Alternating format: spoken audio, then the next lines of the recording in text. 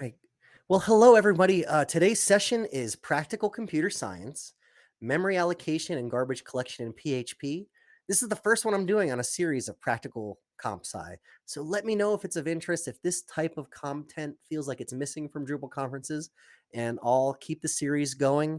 I have another one I'm tentatively working on called like The Array is a Lie, because wow, I've learned a lot about how arrays work in PHP versus any textbook definition of array and how it may really change how you start using your different data types. So this one's in particular about memory allocation. And I'm going to pause my video because I was told you'll have a better full screen experience without it. Um, it's easy for us to forget that our programs actually run on bare metal, where there's ones and zeros, and these charges take a physical form in our inside computer components. In fact, if you're like me and you spend a lot of time using modern programming languages, we get this false sense of separation from those circuit boards. But memory does matter, and understanding some of the fundamentals will help us become better programmers. And so I hope you leave this session with a better understanding of how memory works, and you feel empowered to at least measure and maybe even reduce your memory footprint in your PHP applications. My name is Jim Romero, and I'm a senior engineer at Four Kitchens. I have over 10 years experience in Drupal, and I use the framework for all my nerdy hobbies, from running calculations for homebrewing beer to planning my retro arcade projects to teaching kids to survive the zombie apocalypse at Philadelphia area summer camps. I hope you leave this presentation with questions, so feel free to reach out. I'm always excited to talk shop and keep the conversation going. I'm NJim on all the channels, including the Slacks, whether Drupal.org Slack or the GovCon channels. So reach out. I'd love to keep talking. I'm a web chef at Four Kitchens, and we build websites and applications for organizations that have large scale or unconventional content. And we often work with associations, publishers, enterprise organizations, media, and in higher education. And we make big websites. So specifically, we're talking about RAM today, and that's random access memory. Random meaning the way the memory is used. So computers have this large pool of memory, and it doesn't exactly allocate or access them in sequential order. There's a temporary storage in the RAM for where our program is running, and even that is divided into different sections. So there might be one section where our code lives. So the files themselves pulled from the hard drive are stored as a text file in memory somewhere. Another section might be for global or static variables. That's not really in the diagram. The two we'll talk about today are the stack memory, which I have here in green, which is a fairly lean slice, and the heap memory is a much bigger slice. This is not to scale. The heap would be significantly larger, and there's a space even between them, so other programs don't necessarily get in the way. So the heap can grow to the left, the stack can grow to the right in this diagram, and they have some buffer area. I'm going to focus on heap and stack today, discussing them in generalized patterns. We're going to look at what makes them unique, but in general, they do the same thing. When a program wants something to be stored, a place in memory is located and values are allocated to it. And when it's done, it's released or deallocated, and that memory is freed up for the program to use whatever it needs. Um, the fun is when we see what makes stack and heap different. And just a general warning, I'm going to tell you the truth and nothing but the truth in today's sessions, but not the whole truth. This is a very detailed conversation where we can get into lots of tangents, especially going even at different versions of PHP. So I'm going to put you on the right path to understanding dynamically typed programming languages in general, but no, it's far more nuanced, and the modern structures have so many but ifs and what ifs that we would be here all day getting into the minutia of it. So use this as a launching point to learn more about memory. So this first part here in green, that's our stack memory. And you might have heard stack as a data structure. It's storing anything in a linear fashion where allocation happens in continuous blocks. So to start, let's think of an example. I'm going to use a C program, which I know it's not PHP, but C strictly typed, so it helps us maybe visualize things a little bit more. I said memory is allocated in continuous blocks. And that means that as we enter this main program, there's an integer and the level equals 1. I'm creating some sort of a game here. So level equals 1. The very first thing in stack memory is 1. And I literally mean the first. There's a spot in memory. That's our starting point. The first thing, I know an int just needs one space here in this stack. So that's 1. The second thing is the user's name. This is a questing game, and the name is Jim, and we know we're actually going to use 4 pieces of allocated memory here. So JIM and the end of terminal. We're done with this string. So 4 characters here. And then there's an inventory, and the word is sword. So that's the first thing in my inventory, SWORD, end of word. The program then continues. So the important part to learn is stack memory is allocated in continuous blocks. There's no gaps between them, and they literally physically appear next to each other on disk. Types are declared when initialized and cannot be changed. So I said the level is 1. If later on I want to change it to string, level is 1-2. My program in C is not even going to compile. It's going to say invalid type conversion.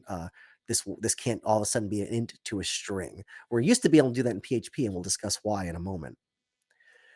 On the stack, things cannot grow beyond their original allocation. If I was getting into character and I want to change my name to Sir Jim, that's not going to work because we've only identified, in this case, 4 units. I'm saying units because it depends on your architecture, whether it's 4 bytes, 16 bytes, whatever that may mean. But space was allocated for 3 characters. SIR will still fit, but then the rest just kind of falls off because the memory past that is already allocated for inventory. So you can't dynamically change the storage on the stack. And really, you just want small variables on the stack. If, let's say, inventory, we said, no, this needs to be an array of hundreds of items with different properties. Stack memory is limited based on your architecture. So Mac versus PC versus Linux, and what operating systems and hardware you're using, CPU, but it's small across the board. Windows has the largest stack. Even there, it's small. It's in the megabytes. In most places, it's kilobytes. If you have large variables, they shouldn't be stored on the stack. It will overflow, and this is where the idea of a stack overflow comes. So that is an error.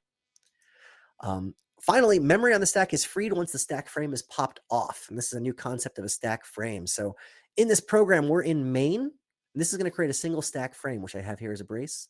And we see the 3 variables allocated in here. But somewhere in this program, it says if the user can access the cave, and maybe we'll check something. We're now deeper into the program. It's going to create a new stack frame. And so there's a value being set, and can't access cave, minimum power equals 100. When I leave that function, I return back to the main program, that stack frame pops off, and the and the memory is unallocated, deallocated, or freed up. So stack is nice because things enter in order and they leave in the same order. First in, first out. Everything is neat and tidy. And what this means is that your CPU can keep track of everything because it knows literally on your hardware in memory, the ones and zeros are right next to each other. And if something's important, then you keep it in there. If it's not, then it pops off. This isn't the only way to store things. So there's this idea of heap memory, and a heap is a very general pool, a larger allocation where we can put all kinds of stuff. It's not for storing data in the order it arrived. It's for finding a place where it should best fit. So my analogy here is somebody at the front of the restaurant finding tables, and so this is what this represents: a large table with 6 chairs, a smaller table with 4 chairs, a table with 2 chairs. It's an empty restaurant at the moment. There's a bar, there's maybe outside seating. And if you have a party of 2, that's great. We can put you at a table for 2. We can put you at a table for 4 as well. That doesn't matter. It's not going to hurt us at all. Maybe it's not the most efficient space, but it's fine. We can throw you at a large table, or maybe just sit you at the bar. That's allocation. So on the heap, when you allocate memory, it is placed somewhere that makes sense at the time. There's also a concept of reallocation. We didn't have this in stack memory. In stack memory, you really couldn't resize things. My name was Jim. I couldn't go beyond 3 letters once that memory was allocated. On the heap, for heap memory, we can reallocate. So let's say you're at a table for 2 and somebody new joins your group. Well, we can maybe push 2 tables next to each other if they're physically next to each other. In memory, if there's blank space next to you, great, reallocate into that open space. Or we can move you to a different spot of the heap. You've outgrown this table for 2 more people are joining you. We can move you to table 4, or we can move you to the table of 6. As long as there's space available, that's reallocation. So heap memory is nice because we have that kind of flexibility. It's not as fast. Actually, I'm getting ahead of myself because let's talk one more thing, freeing up. So when you're done, this is something that's different. I said on the stack, memory comes in, is allocated, and when you're done with it, when you've moved past it in the program and you don't need it anymore, it is automatically deallocated. So you don't have to worry about your memory having memory leaks because you have all these variables that aren't used anymore. If you're done using it, the memory is automatically freed on the stack. That's not the case in the heap. Memory sits there until you explicitly say, I am done with this memory. So in like a low-level language, there might be a comment called free, and you say, free this memory. I guess for this analogy, it's bussing the table. So if I have a large table of 6 here, great, that memory is being used. When the people leave, the table's still dirty. I need to bus it before I can have new people sit down. And it's going to be the same case for our programs. If we store something on the heap, that table or that allocation remains in use until we explicitly tell the CPU, I am done using that. Pros and cons of stack versus heap. And honestly, I usually do this as a whole talk on its own. So I'm boiling an hour down to just a couple of takeaways. The stack is going to be fast and efficient because literally the memory is stored next to each other in RAM. So the CPU doesn't have to think about where to get its data. It is literally right next to the last thing it recorded. The problem there is flexibility. If you need the ability to change a variable type, to change a variable size, to move chunks of memory around, or keep memory persistent, it was declared in the beginning of the program and I might need it later on. Now it's a candidate for the heap. The heap is slower, but it has a large amount of flexibility. It's slower because now when someone says, I need to access that variable stored in memory, your inventory, I want to see what quality of the player's sword is, I need to figure out where I stored it. So the maitre d' walking around being like, oh, are they sitting outside? Are they inside? Are they at this table? Are they at the bar? It takes longer to track down those memory allocations. Let's look at what that is. I did a diagram of stack memory. Heap is going to be very similar in that it's still a large allocation, but we're not on the same rigid set of rules. And it's going to introduce a couple of new vocabulary terms like pointer. You might have heard that before, and reference. So we have a simple program here, and we're going to get the elevation. That's our main program. So our first stack frame, we have a variable. We're ready to figure out what this value is. It's elevation equals get elevation. So we're going to enter a new function. When I get to the get elevation function, there's an int for longitude. And so what happens in nearly all programming languages, including PHP, is there is a pointer placed on the stack. And so I'm in this function. There's a variable called longitude, and it is going to point to a spot on the heap where the value is actually stored. This is sort of a best of both worlds because we can run the program in fast, efficient ways, but we can store the values somewhere that's a little more flexible. So the program continues. We have longitude. Now we have a latitude, and that gets stored on the heap. It might be somewhere very different. A large allocation was made, but it's stored somewhere else. Some math happens to determine the longitude and latitude, and that gets saved in some sort of a data object. So whatever geographic data represents, that's a large section. We're assuming it would never fit on the stack. And finally, we hit the end of this and we return whatever data element tells us our elevation to the main program, which means we're done with this method, get elevation. All of those things disappeared from the stack frame because they went out of scope. We're just left with elevation. But here's that one reminder. Anything we stored on the heap stays there. And so if you're used to working in a low-level language like C, C++, you get memory leaks very quick if you're not good at memory management. And you have to remember to remove these things that are stored on the heap. Now, in modern languages, we have another tool called garbage collection, and that's going to help us out along the way. I just did a bunch of examples in C++. Let's make this more relevant and see what we can do in PHP land, because some of this, you might say, why do we even care? These rules don't apply to me. They do. All of these rules apply to you because the PHP interpreter, everything executing in Zend is written in C.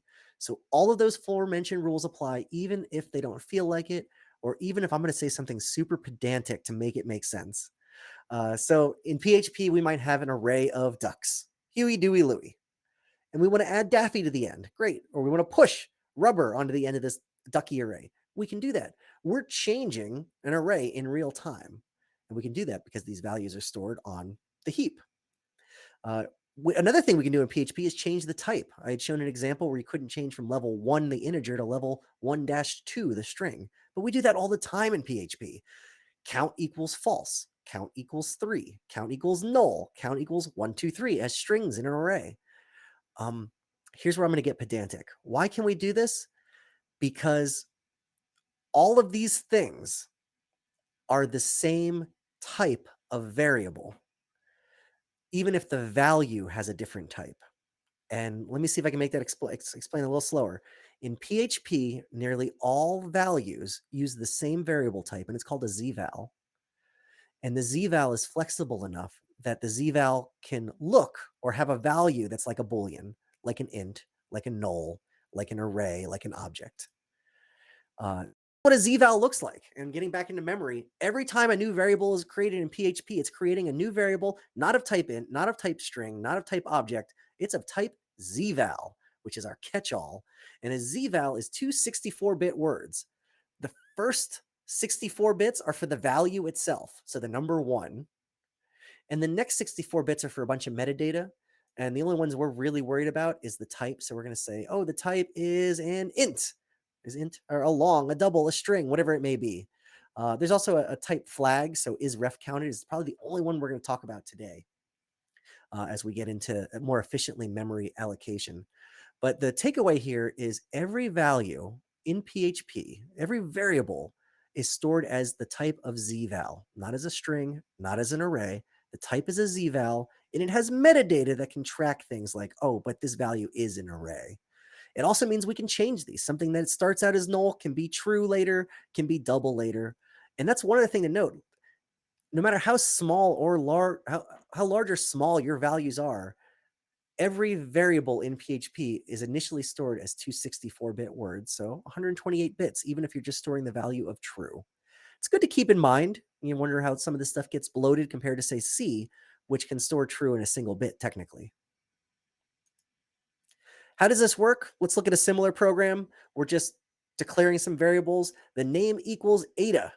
And so the very first variable on the stack is going to be type ZVal, and it's going to point to Ada on the heap. The next one is clan equals null. Okay, so there's clan. It doesn't need to point to anything on the heap because the value is null. Hit points is 157. The type is a ZVal, and it's going to point 157. Inventory is sword and shield in an array.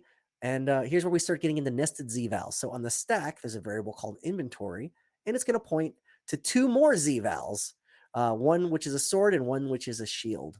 So as things get nested, you think of nested arrays or nested objects. These are variables that have variables that reference variables inside variables. Whew, that was a lot. It just means that, as I mentioned, something that looks as simple as an array with two items in it, well, that's three ZVals. The variable itself, and each variable inside is a ZVal, and each one of those is 128 bits of memory. So it is very easy to go and abuse arrays or even objects and collect all this extra space and metadata where it might not have been the most efficient use of your time. I would say of all my slides, this is the one that has the most omissions in it for accuracy, because the truth is modern PHP is going to do a lot of things to optimize your code, even at runtime, that it would not actually look like this image on the right. But what I am describing is how memory allocation works on the stack and heap. So it's good from a computer science standpoint, but PHP actually has your back and it's going to do a lot of things to make your code more efficient. So this is sort of a trivial example. The last topic I want to introduce before looking at some code is references. And I was kind of getting to this, like, why are we keeping things on the stack and the heap? One of the big values is references, one of the big things we can take from this. So let's assume we have a program and we have a variable A, B, and C. A equals hammer, B equals A, and C equals B. And we're in PHP now. If I were to var dump, and I have an example, we might do it. Var dump A, B, and C, you're going to see A is hammer, B is hammer, C is hammer. What's actually happening under the hood is there are going to be three variables on the stack, A, B, and C. They're all ZVals because we said all PHP values for the most part are ZVals, and they're all going to point towards the heap. But because it's a single string, PHP is going to be efficient for us and say, great, all three of these have the value of hammer. I'm going to point all three to the same spot in memory. And this is a nice benefit because it's reducing some of that extra bloat. All three have the value of hammer. There's also a command called xdebug, debug value. So if you're using xdebug, you can get a little bit more metadata on these. And so if I debug A, B, and C, I'll see that each one of these variables has a ref count of 3, meaning there are 3 variables that are referencing this same spot in memory. So ref count is 3. We're going to mess with these numbers shortly. Isref is 0. It means that this type is not a reference. And I'm going to mess with that a little bit more later too. I'm just kind of introducing it slowly. So if I create a variable called hammer, A points to hammer, B points to hammer, C equals to hammer, it creates a small memory footprint. What happens now if I change B to chisel? If I var dump them again, I see it's hammer, chisel, hammer. PHP is once again, it's doing a thing called copy on write. Because we've changed one of the values by changing B to chisel, it is going to copy that initial allocation where it needs to, or reallocate more memory. So in this case, A and C still point to the original hammer, but B is now pointing to chisel. This is great. This is PHP being dynamic and only allocating the memory that we need it to. Originally, it can get away with just one string in memory. Now it needs 2 separate strings. If we do the xdebug, we'll see that variable A and variable C have a ref count of 2. 2 variables are using this one spot in memory. B has a ref count of 1. One variable is using this the value in memory. So you can kind of see how PHP is extending the rules of the stack to make things a little more dynamic by keeping our values in the heap and just pointing to what it needs to. Let's make it one step further because unlike a lot of other modern language, PHP does have assignment by reference. And this is something you may not do often, although if you're in Drupal and you're working in hooks, certainly those hook functions have, you're probably used to seeing the ampersand at the start. Those are variables being passed in by reference. And in this case, where I had isRef equals 0 before, we now have isRef equals 1. And it's a way of saying that not only does this stack variable point to a spot in the heap, it is always going to point there. This is a direct reference to that spot in memory. And so A, B, and C all started by pointing at hammer. When we change just one of them to chisel, all 3 of them are going to point to chisel. And we var dump it, chisel, chisel, chisel. And if we xdebug ZVal, we're going to see the ref count is 3, just like before. But because we use the ampersand at the start of the variable, it is now isRef equals 1, meaning all 3 are going to be tethered to the same value. This is something we could exploit, right? We're keeping our memory footprint small when it makes sense. This is a feature that deserves your attention, but also a healthy amount of respect and maybe fear, because it's easy to access things that you didn't expect, or you're accessing variables that maybe would normally be out of scope. All of this to introduce one of the main topics for today, which is garbage collection. And I've kind of alluded to this before. Everything you put on the heap stays there until it's told otherwise to go away. And in the example of PHP, it's the life cycle of a PHP request, right? Someone requests your About Us page, a number of things, thousands of tasks kick off in PHP, in Symfony, in Drupal, with tens of thousands, hundreds of thousands, millions of variables, depending on what's going on. All of them are theoretically stored on the heap, and they're there until someone says free up that memory. And if you've worked in the C language, you've written the command free to deallocate memory. But we don't do that in PHP. We don't explicitly say, get rid of that thing stored in the heap. We just expect the variable to go away at some point. And that happens because of the garbage collector. Garbage collector is clever. It is looking at our program and it's keeping track of how often a variable is being used. And if the variable isn't needed anymore, great, it gets rid of it. So let's walk through this small Drupal-esque program. We have entity equals and we load an entity. So we're loading some sort of let's say it's a node 1, 2, 3. And so we have a ZVal for entity. And then here is this big old blob of data. It's probably an array.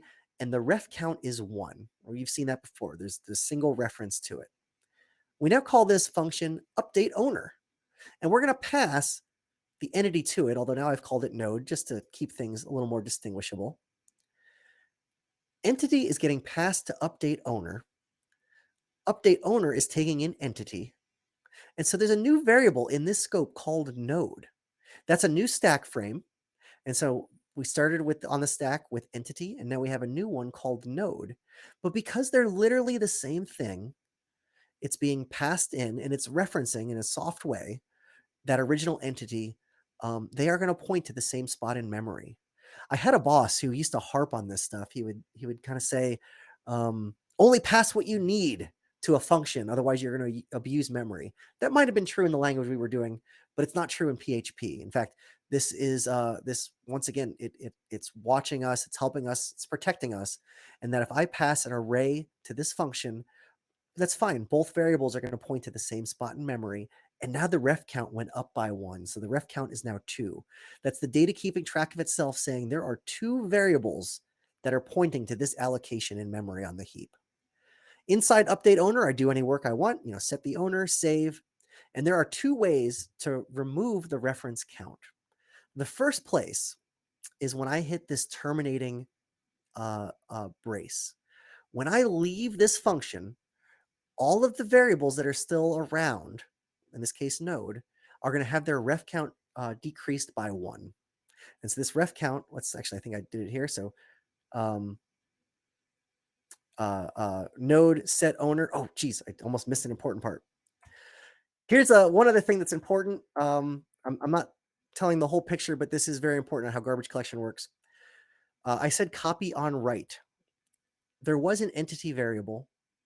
I pass it to a function. Both were able to share the same spot in memory.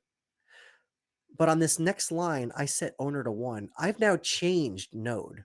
I didn't explicitly change entity. I've changed node.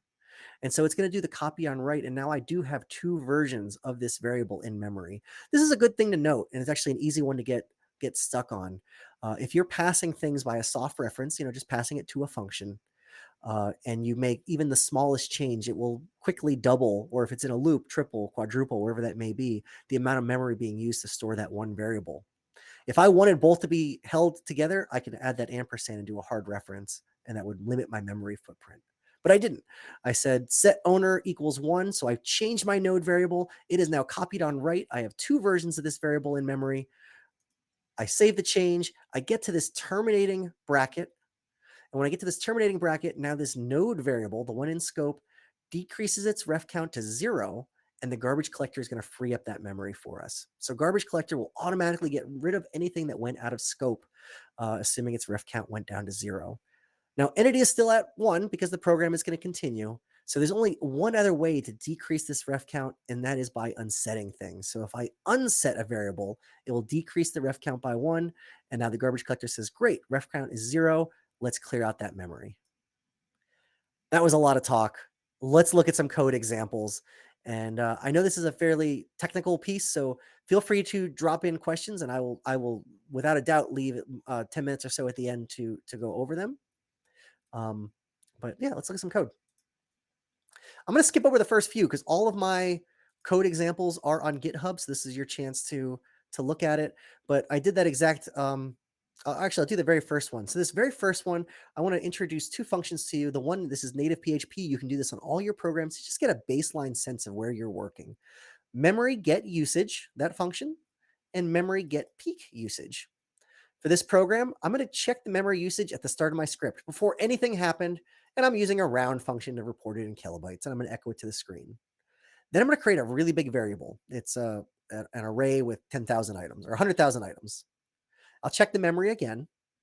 Then I'm going to unset it. That should remove that ref count. The garbage collector should remove that list variable from memory, and we'll check the memory usage one more time.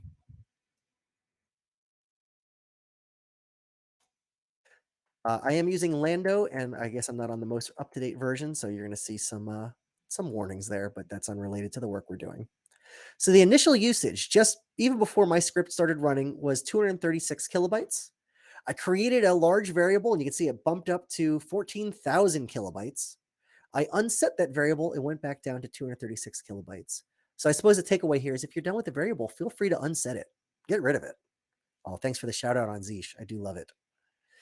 The last one I printed out was peak usage. This is just a good one to have if you have well control over your environment to see where did my code tap out. Maybe there was a loop or something where there was a large memory usage. So get peak usage. Also consistently reports it was somewhere in that 14 and change, 14,000 kilobytes round. So feel free to use these measurement tools. I'm going to skip over the assignment ones. This is that hammer chisel thing I was doing. So I can jump to how garbage collection works, because these are the much more interesting ones. So for this program, I'm only calling one thing. I'm going to get the initial usage. I'm going to enter this data party function where I'm going to create a large variable. I'm going to get the usage again, and then I'm going to check the usage after I leave. This is file 4. And we'll see that the initial usage, just like before, starts off pretty small, 237 kilobytes. I enter data party and a large amount of memory is allocated for this variable. Uh, Before I had to unset it to remove it, but in this case, I just let the variable go out of scope. So we were at 14,000. When I return back to the main program, we are now back to just 237. This shouldn't be surprising. This is sort of what we expect, right? Something's out of scope. I don't need it anymore. And PHP's garbage collector is going to clear it off. If I were to do that var dump, actually, let me just do it because I did skip over an example. Let's check this xval debug.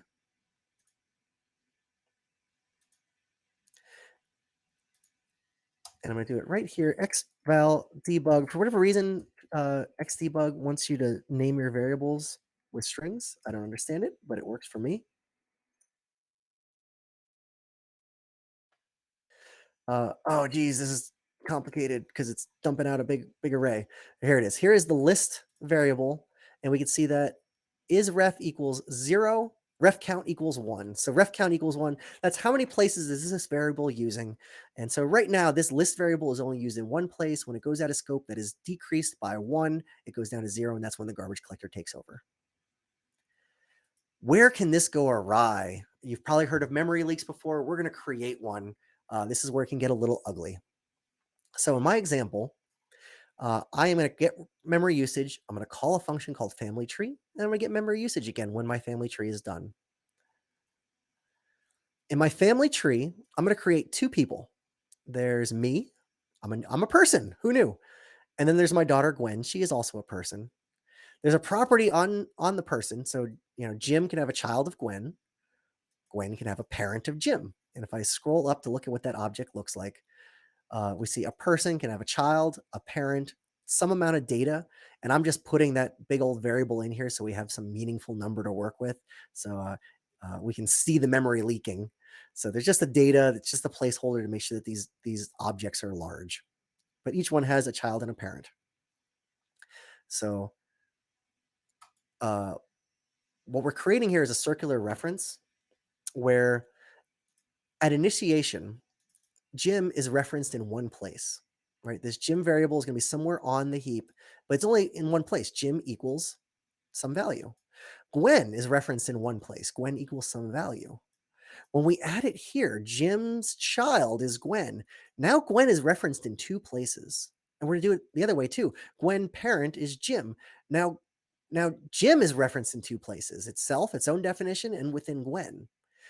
And what's happened is Jim has 2 references, Gwen has 2 references, and when we leave this bracket, I said each variable would get their ref count decreased by 1.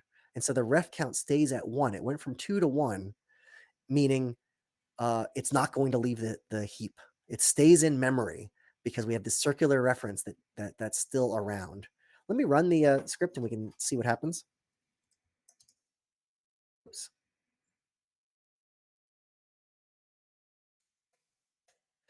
Endo, PHP, and this is script 5. So what we're seeing here is we get the initial memory usage, just like before, it's around that 240K. Within the context of this family tree function, let me scroll down, we build 2 very large objects. 3 megabytes is what the grand total was. And then we leave this function, but because of the circular references, those are not going to automatically be cleared from memory. So we are still using 3 megabytes of memory because we've left this internal reference. And so I said there was 2 ways to free up memory. The first was letting a variable go out of scope. That's true. And then garbage collection will then get it. The second was to unset it. That is a solution here. We can create maybe a dereferencing method to unset it. If you're in PHP 8, there's an idea of a weak reference. So feel free to read that on PHP's manual. There's also some other projects for older PHP versions, like this one called PHP weakref. And this is going to provide some functionality where these hard references don't increase the ref count in garbage collection and still work. But let's say you do have a memory leak, and it's getting worse and worse and worse. Luckily, PHP has one more trick up its sleeve that we can leverage. And so I have a very similar program here. It's on this example 6 GC collect cycles. Same concept before. A person as a parent child is going to have some data just so they're like a meg and a half each in memory. And I'm going to call that family tree not just once, but I'm going to call it 10,000 times? I think 10,000 times. I'm going to call that family tree function 10,000 times. And to do that, so our screens don't get overwhelmed with echo messages, I actually loop every 100 times. I'm going to output at iteration, 100. This is how much memory we're using. And I'm going to loop 100 times. I'm going to do the 100-time loop 100 times. Let's see what that looks like.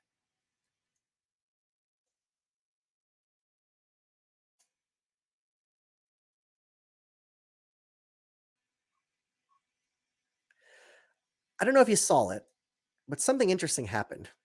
Let me scroll to the top. The family tree function was called 100 times. And so before the program ran, it was using 250K.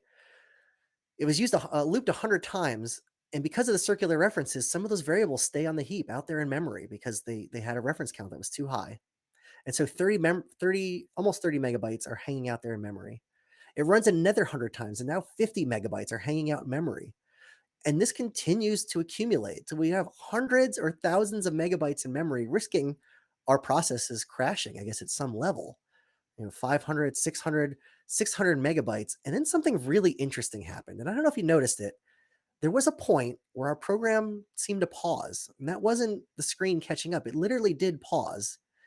And at 2,500 iterations, or 5,000 variables, that's actually the key number because there's two variables, a Jim and a Gwen, the memory usage dropped back down. Let's look at it one more time. You're going to see it pause every 5,000 variables. So every 2,500 iterations of this loop, two variables per. There is another function going on in PHP. It's called GC collect cycles, and it is a buffer that keeps track of all of your variables.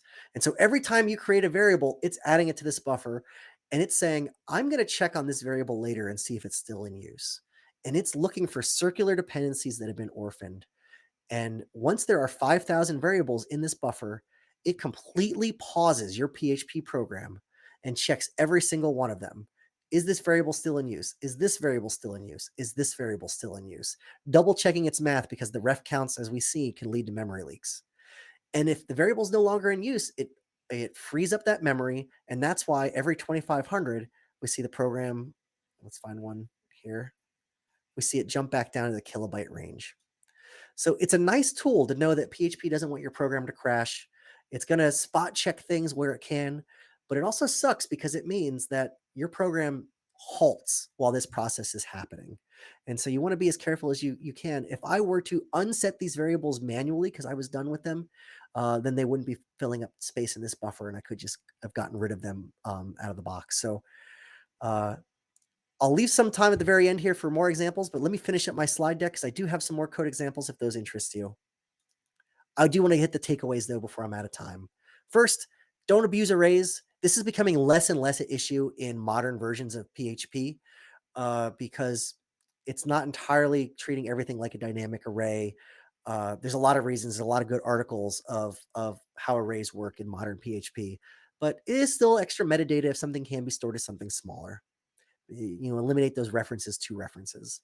Second, leverage copy on write to reduce memory footprint when it makes sense. This is that part where if you have two variables that can point to the same spot in memory, great, use it. But know it's a responsibility that if you pass something to a function and then you change it in that function, you are now doubling your memory usage. The third, unset variables that are no longer needed. That is just good practice. Yes, the garbage collector will eventually take care of it, but if you don't need it to stick around, get rid of it. You're reducing some overhead and liability. Next, use small functions when possible, because if you saw, just by hitting the terminating part of a function, you are allowing the garbage collector to do its job. So having small functions will theoretically just help you write better code and more memory efficient code. And finally, I only showed you two functions, to get memory and get peak memory. Those are easy ways, and there was an additional one to look at xdebug variables. There's a number of other tools, though, that you can use. Xdebug is great. There's also a whole slew of profiling tools that will let you look at the memory of your applications, get a sense of what's normal and what's not, so that as you're writing your programs, you know if you're on track. Something I say to my clients all the time is, even if things are running smooth on day one, every time we add a feature to your website, we've probably made it slower. Maybe not, but I like to assume the worst case when it comes to performance and verify otherwise. So get a sense of what your memory baselines are, even if you're just using those PHP functions to see am I on the right track. With that, I want to thank you for your time. I did post my slides to this chat, and I also have all my examples in this PHP memory GitHub. And now's a great chance for me to answer any questions. If you do need to run, because we only have a few minutes left, I am NGym on pretty much all the things, including Drupal's Slacks. So I would love to keep this conversation going, or find me on the social channels. Thank you so much for your time. And let me look at some questions. I see one in here. Yep, we have one question. So the question is, so if unset does not get called, how long will it take the garbage collector to free up the memory? For sure. It's not going to be a long in time thing. So there was that GC buffer piece, and that's going to look every 5,000 variables. It's going to check every single variable. Hopefully that's not something you have to hit too often. The more important thing is when you've hit a terminal curly brace. So when you've hit the end of a method, if you have your things in a short method, you didn't unset it, that's fine. The program knows that you've left the lexiconical scope. So once it is out of scope, let's find one with a function. I am function here, get family tree. Once I hit the end of the function, everything is going to be like it's unset. So unless you have a circular reference, which I do here, it will get unset and removed from memory.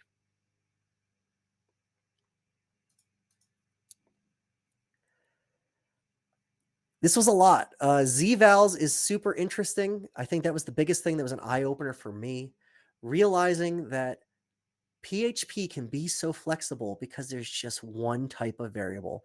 Literally everything you're going to write is going to be a ZVal. And the ZVal has metadata, so you can treat it like a boolean or treat it like an array, but it's just one variable type. And I think that's made me more aware of what I'm doing, and I'm trying to make sure I'm just not haphazardly creating variables where I don't need to, because especially on performance sites, you can start using up extra space.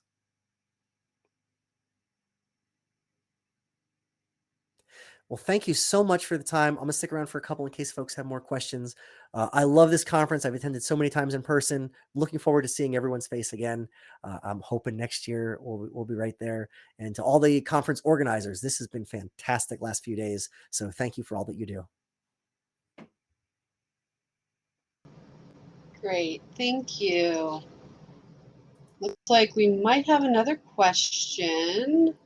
So it is, does PHP 8 come with better memory management? I'm going to say yes, but PHP 7 is really where the value started to come into it.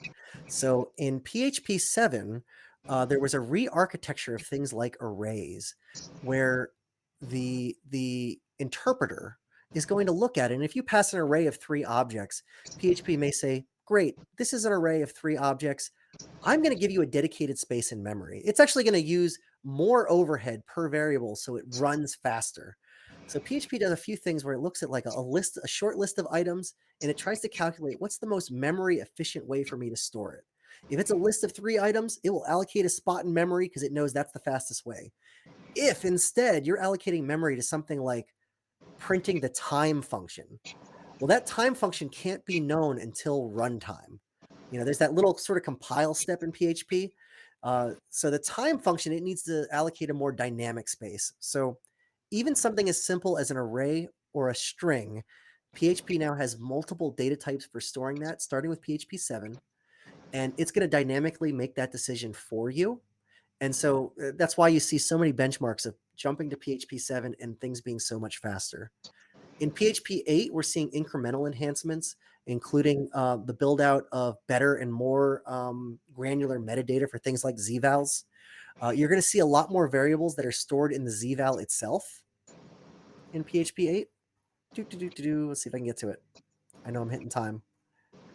You're going to see a lot more where the variable is actually stored on the stack here. If you remember, the stack was less flexible because PHP is recognizing it would rather set something here and risk it changing in the future and having to do work than to set it on the heap, which takes longer and have to maintain variables on the heap. So PHP 8 is doing a much better job of setting work that may become garbage because it knows chances are you only need this value once, and it's taking a chance and it's being more performant. I hope I answered that question. It was a bit of a roundabout. 7 is where the real performance measures came in. Cool. So let's just see if there's, it's like there's nothing else in chat. Someone went ahead and linked your GitHub repository. So that was very helpful. Thank you. So I guess this is last call. Well, thank you so much, Jim. This was a pleasure. Thank you for the invite, and I hope everyone has a great weekend. Yes, you too. Bye, everyone.